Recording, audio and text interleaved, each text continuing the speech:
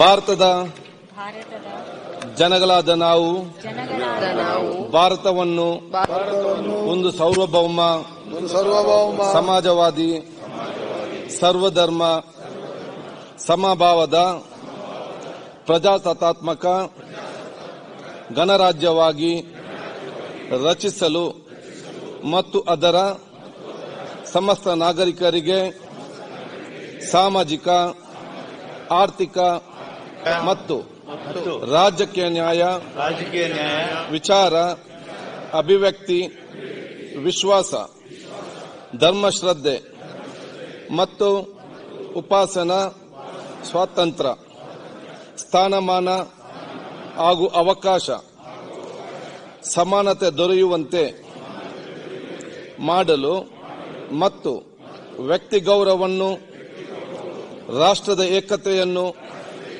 ಹಾಗೂ ಅಖಂಡತೆಯನ್ನು ಸುನಿಶ್ಚಿತಗೊಳಿಸಿ ಅವರಲ್ಲಿ ಭ್ರಾತೃತ್ವ ಭಾವನೆಯನ್ನು ವೃದ್ಧಿಗೊಳಿಸಲು ಶ್ರದ್ಧಾಪೂರ್ವಕ ಸಂಕಲ್ಪ ಮಾಡಿದವರಾಗಿ ನಮ್ಮ ಸಂವಿಧಾನ ಸಭೆಯಲ್ಲಿ 1949ನೇ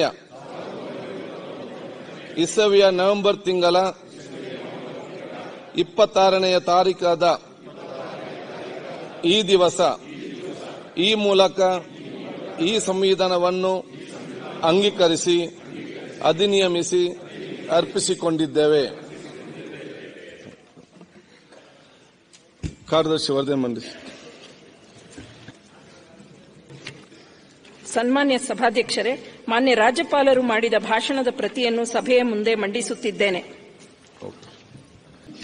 ಭಾರತದ ಜನಗಳಾದ ನಾವು ಭಾರತವನ್ನು ಒಂದು ಸಾರ್ವಭೌಮ ಸಮಾಜವಾದಿ ಸರ್ವಧರ್ಮ ಸಮಭಾವದ ಪ್ರಜಾಸತ್ತಾತ್ಮಕ ಗಣರಾಜ್ಯವಾಗಿ ರಚಿಸಲು ಮತ್ತು ಅದರ ಸಮಸ್ತ ನಾಗರಿಕರಿಗೆ ಸಾಮಾಜಿಕ ಆರ್ಥಿಕ ಮತ್ತು ರಾಜಕೀಯ ನ್ಯಾಯ ವಿಚಾರ ಅಭಿವ್ಯಕ್ತಿ ವಿಶ್ವಾಸ ಧರ್ಮಶ್ರದ್ಧೆ ಮತ್ತು ಉಪಾಸನಾ ಸ್ವಾತಂತ್ರ್ಯ ಸ್ಥಾನಮಾನ ಹಾಗೂ ಅವಕಾಶ ಸಮಾನತೆ ದೊರೆಯುವಂತೆ ಮಾಡಲು ಮತ್ತು ವ್ಯಕ್ತಿ ಗೌರವವನ್ನು ರಾಷ್ಟ್ರದ ಏಕತೆಯನ್ನು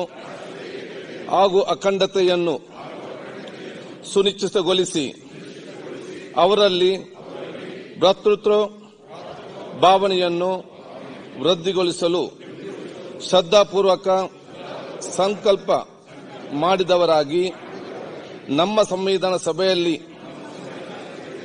1949ನೇ ಇಸವಿಯ ನವೆಂಬರ್ ತಿಂಗಳ 26ನೇ ತಾರೀಖಾದ ಈ ದಿವಸ ಈ ಮೂಲಕ ಈ ಸಂವಿಧಾನವನ್ನು ಅಂಗೀಕರಿಸಿ ಅಧಿನಿಯಮಿಸಿ ಅರ್ಪಿಸಿಕೊಂಡಿದ್ದೇವೆ. ಕಾರ್ಯದರ್ಶಿ ವರದಿ ಮಂಡಿಸಿ. ಸನ್ಮಾನ್ಯ ಸಭಾಧ್ಯಕ್ಷರೇ, ಮಾನ್ಯ ರಾಜ್ಯಪಾಲರು ಮಾಡಿದ ಭಾಷಣದ ಪ್ರತಿಯನ್ನು ಸಭೆಯ ಮುಂದೆ ಮಂಡಿಸುತ್ತಿದ್ದೇನೆ. ಕನ್ನಡಿಗರ ಮೆಚ್ಚಿನ ನಿಮ್ಮ ನ್ಯೂಸ್ 18 ಕನ್ನಡ ಈಗ ವಾಟ್ಸ್ಆಪ್ನಲ್ಲಿಯೂ ಲಭ್ಯ. ಕರ್ನಾಟಕ ಮತ್ತು ದೇಶ ವಿದೇಶದ 360 ಡಿಗ್ರಿ ಸುದ್ದಿ ವಿವರವನ್ನ ನೀವು ನಿಮ್ಮ ಕೈ ಬೆರಳುಗಳಲ್ಲಿಯೇ ಪಡೆಯೋದಿಕ್ಕೆ ಈ QR ಕೋಡ್ ಅನ್ನು ಸ್ಕ್ಯಾನ್ ಮಾಡಿ. ನಮ್ಮ ಚಾನೆಲ್ ಅನ್ನು ಫಾಲೋ ಮಾಡಿ, ನೋಟಿಫಿಕೇಶನ್ ಆನ್ ಮಾಡಿ.